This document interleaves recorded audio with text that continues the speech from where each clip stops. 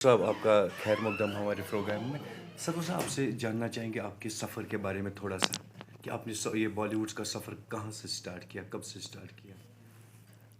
खैर ये अपना सफ़र तो खैर देखा जाए तो कहीं ना कहीं मेरी तालीम के दिनों में ही 99 से ही शुरू हुआ है दिल्ली से, और it's been a long time.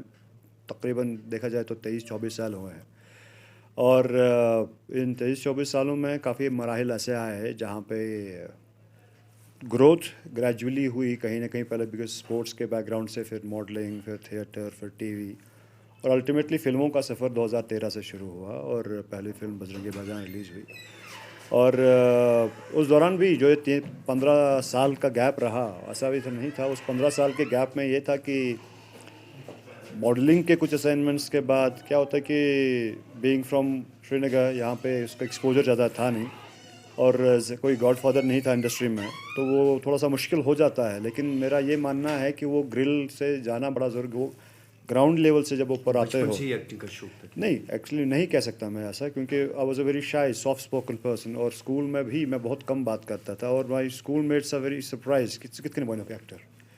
They couldn't expect कि लाइक जो बंदा स्कूल में बात नहीं कर रहा है आज परफॉर्मेंस स्टेज पे जाके ही थिएटर। एक्चुअली मैं यहाँ पे कहना चाहूँगा कि थिएटर ने पूरी पर्सनैलिटी चेंज की मेरी, और मैं हमेशा हर इंटरव्यू में ये बात बोलता हूँ कि स्कूल्स में थिएटर कंपलसरी कर देना चाहिए।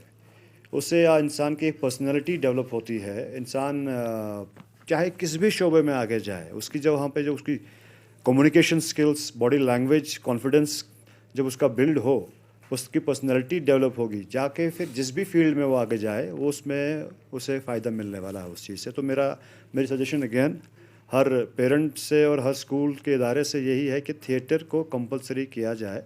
और भले ही आप कोई भी स्किट्स कराएं, लेकिन थिएटर के एक्सपर्ट्स को बुलाएं कभी कभी, और बच्चों की ग्रोथ के लिए अगर अगर कॉन्फिडेंट एक जनरेशन बनानी है, theatre plays a very important role in that.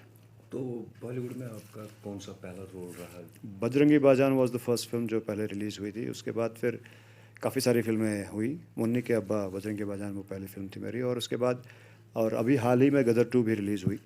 और सफ़र अच्छा है, अभी चल रहा है अल्हम्दुलिल्लाह, और भी बना रहे हैं। और लेकिन हमारी कोशिश ये है कि हम जे.एंड.के की ज़्यादातर फिल्में बनाएं, और अच्छी फिल्में बना के दुनिया के सामने पेश करें, क्योंकि कहानियाँ यहाँ पे बहुत कहने को हैं जो लोग कवर कर नहीं रहे हैं। और कि सोशल इश्यूज़ के काफ़ी सारे ऐसे मसाइल हैं हमारे। हम ज़रूरी नहीं कि हम सिर्फ डॉक्यूमेंट्री बना के कोई इशू पे बात करें। हम एक सिनेमेटिक लिबर्टी लेके कोई कहानी को पेश कर सकते हैं, और जेन्युइन तरीके से जो यहाँ के मसाइल हैं उनको भी दुनिया के सामने लाएं। अगेन लोग कहेंगे कि कमर्शियली वायबल नहीं है, क्योंकि पैसा लगाएंगे तो वापस आएगा कैसे। तो तरीके हैं, हर फिल्म का एक स्टोरी लाइन रहती है और एक मुद्दा भी रहता है, और कहीं ना कहीं पे कुछ सीन्स में कुछ चीज़ों पे आप बात की कर सकते हो, जितने भी फिल्म मेकर्स हैं और फिल्में बनाना चाहते हैं। फार्मूला पे दौड़ने की ज़रूरत नहीं है। World cinema we can compete with international world cinema. Bollywood Hollywood तो अलग बात है, वर्ल्ड सिनेमा एक ऐसा मीडियम है जहाँ पर दुनिया आपके काम को अप्रिशिएट करती है। और आप फिल्म बनाएंगे तो सोशल मीडिया पर, यूट्यूब पे, there are many festivals in the world जो उस चीज़ को अप्रिशिएट करते हैं। तो हमें अपनी फिल्में बनानी चाहिए, और स्पेशली अपनी ज़बान में बनानी चाहिए। सोचा था कभी कि बॉलीवुड में जाएंगे। एज अ सेट कि ये ग्रेजुअली चेंजेस रहे हैं एक्चुअली। इस अल्टीमेट मैं स्पोर्ट्समैन रहा हूँ, और उसके बिना पे यहाँ पे गवर्नमेंट जॉब भी रही थी, और that was my initial target कि मेडल लाएगा then I will get a job and that is it. But theatre के बाद जाने से थोड़ा सा होराइजन बढ़ गया, और कहा कि दुनिया इससे आगे भी बहुत है। और कहीं ना कहीं लगा कि मुझ में जो प्री रिक्विजिट होते हैं हर इंसान में, कि कुछ चीज़ें आती हैं, कुछ चीज़ें सीखनी हैं, जो इंसान अभी भी सीख ही रहा है। There is no end to learning. और वहाँ पे जाके फिर समझ में आया कि लेकिन ये कहते हैं कि लाइक बड़ा आसान होता है कि कहना कि बुगा से बुगा कच मेले में सोरे, ऐसा नहीं होता। उसके लिए मेहनत करनी पड़ती है, और ख़ुद को उस लायक बनाना पड़ता है। उस you have we are a product. अगर जितना हम खुद पे काम करेंगे उतना अच्छा प्रोडक्ट हम बनेंगे, उतना अच्छा हम मार्केट में लोग हमें ख़रीदेंगे। If we are a product, that's what I saying. और अपने आप पे काम करना ज़रूरी है, अपनी ज़बान पे काम करना ज़रूरी है, अपने सेहत का ख्याल रखना ज़रूरी है। और काफ़ी सारे लोग सिर्फ लुक्स पे ध्यान देते हैं, लेकिन उसके अलावा वो अपने ऑरेटरी स्किल्स, अपने ज़बान तलफ़ुज़ और लैंग्वेजेस पे काम नहीं करते, क्योंकि अल्टीमेटली वो जो इमोशंस है, जो नौरस अपने एक्टिंग में होता है, वो that is beyond looking good. आपके बाल, आपकी स्किन, आपकी body, okay, that is one aspect. How about the other aspects?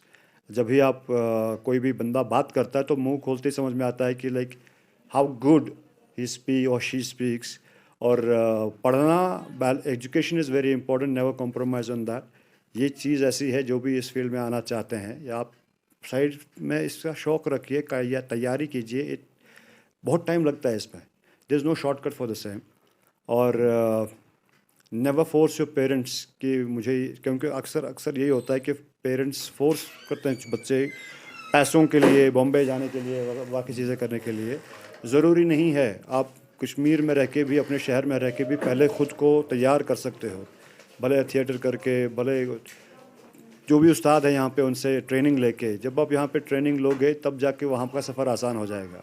और वहाँ पर आपको ये समझ में आएगा कि लाइक हर इंसान में एक ऐसी चीज़ होती है जो दूसरे इंसान में नहीं है. So every person has a USP. So we need to understand what's are USP. और वो चीज़ अगर हमारी समझ में आती है तो हमारा सफ़र आसान हो जाता है उस चीज़ वजह से. तो यही है, यूथ जो हमारा है उनके लिए यही मैसेज है कि आप जो अभी आजकल बड़ा एक वबा जो ड्रग्स की फैली है कि नशा आप करो, लेकिन कामयाबी का नशा करो. जो भी काम आप करो उसके लिए, उसमें कामयाब होने के लिए मेहनत करो. अपनी सेहत का ख्याल रखो, क्योंकि सबसे पहले है जहान है जहान है, एज आई सेड अर्लियर, कि जब आप अपनी सेहत का ख्याल रखेंगे, if you are at peace with yourself. आप वर्कआउट कर रहे हैं, आप प्रे कर रहे हैं, जितना भी जैसे भी आप प्रे कर सकते हैं करें. हमें ज़रूरी नहीं कि लाइक हम हर बार एक पर्टिकुलर तरीके से करें. जहाँ पर भी आप जैसे भी पॉसिबल है करें, बिकॉज़ वो स्पिरिचुअल कनेक्शन होना बड़ा ज़रूरी है, फिज़िकल एंड स्पिरिचुअल. तो हम हमेशा खाना खाते हैं और अच्छी डाइट खाते हैं, लेकिन हम रूह की ग़िज़ा पे काम नहीं करते. तो रूह भी इक्वली इम्पॉर्टेंट है, और ये दोनों का बैलेंस बनाए रखना बड़ा ज़रूरी है. और इंशाल्लाह उससे पीसफुल और हेल्दी लाइफ मिलेगी. सब जानकारी देने के लिए शुक्रिया.